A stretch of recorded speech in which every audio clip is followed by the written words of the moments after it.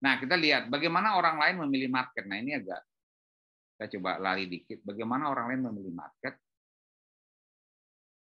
Biasanya dari data-data Google, kita sebutnya data-data dewa.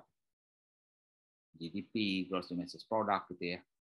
Volume konsumsi, ketika dia mau jual kopi dia cek. Wah, di sini negara ini dengan negara itu konsumsi kopinya lebih gede dari ini. Si A lebih gede, kayaknya kok semalam saya meeting, kayaknya kan Pak Is, konsumsi kopinya cuma dikit kok Pak Is, ntar masuk ke kayaknya sih. Nah, kan gitu ya. Oh iya, saya nggak bantah. Kayaknya tuh peminum teh. Kok Bapak mau masuk kopi ke daerah peminum teh?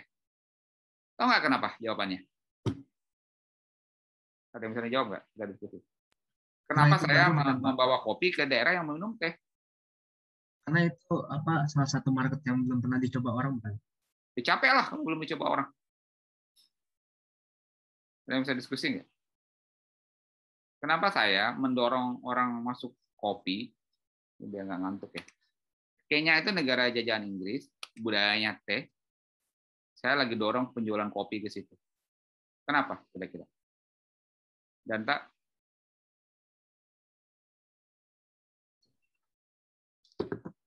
Kenapa Bapak menjual kopi di negara minum teh, Pak?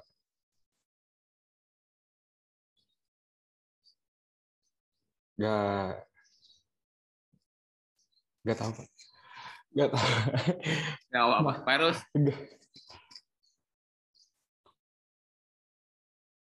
Karena bagi orang lain yang baca data, kegiatan saya aneh ya, betul ya? Ya. Kenapa, Mungkin Pak? biar Bapak yang ngebesarin market kopi di sana. Jadi Bapak gede yang banget itu. yang utamanya gitu. Iya, tapi kalau udah dapet tuh alhamdulillah, tapi itu bimbingan gede banget lah. Saya suka baca tuh yang orang yang jualan yang nggak pakai baju, kemudian dia ngajarin baju itu kan jok-jok doang. Tahu nggak kenapa? Jawabannya.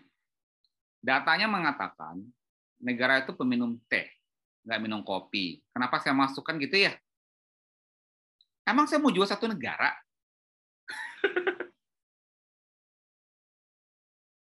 Ya, biarin aja datanya mengatakan orang itu lebih banyak minum teh.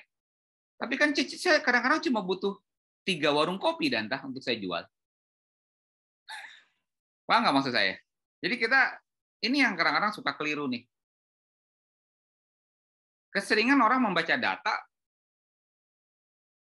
salah ngukur diri, mohon maaf. Mereka mengukur data itu untuk negara, sementara kan dia kecil ya. Kalau bahasa Bung Karno tuh riak di gelas teh. Kita tuh kecil di situ. Jadi kadang-kadang maaf bicara bagi saya ketika bicara ekspor kemudian bahas tentang market share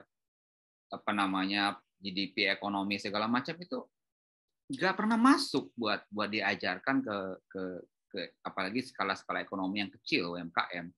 Dia nggak akan bertarung di pertarungan besar itu juga.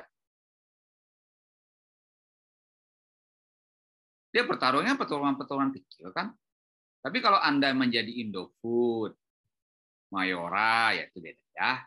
Anda Indofood, Mayora itu beda karena dia akan keluarkan ekspansi mungkin bisa jadi ratusan miliar. Tapi kalau perusahaan-perusahaan yang kecil, misalnya Anda bikin peyem di mana, maksud saya manapun yang masuk hajar aja dulu, betul ya? Toh Anda nggak akan membagi peyem pada seluruh satu negara kan? Gitu loh. Jadi ini yang suka dilupakan. Artinya membaca data itu, oh ini ada masuk. Anda lupa. Ketika data itu mengatakan bagus, semua orang juga masuk, Pak. Kompetitor Anda juga masuk ke wilayah itu. Jadi ketika misalnya ada satu negara yang penjualan kopinya bagus, semua orang juga bakal masuk ke situ. Anda nambah kompetisi sebenarnya. Tapi ketika kita masuk ke wilayah yang oke lah peminum kopinya dikit, tapi saya yang masuk, ya alhamdulillah. Kopi di Jatinangor atau di Bandung, satu gelas kopi berapa sekarang? Di kafe, bukan kafe mahasiswa lah, yang kafe yang lumayan bagus. Berapa sekarang satu gelas? 30, Pak. 30 itu berapa dolar? $2. $2. Kamu tahu nggak Tito yang saya baru kita lagi rangkul di Kenya, dia punya warung kopi. Kamu tahu nggak dia jual berapa? Di negara yang tanda kutip bukan peminum kopi. 50.000, Pak, mungkin, Pak. $5. $5 satu cup. 100 berapa tuh? 75.000 satu cup.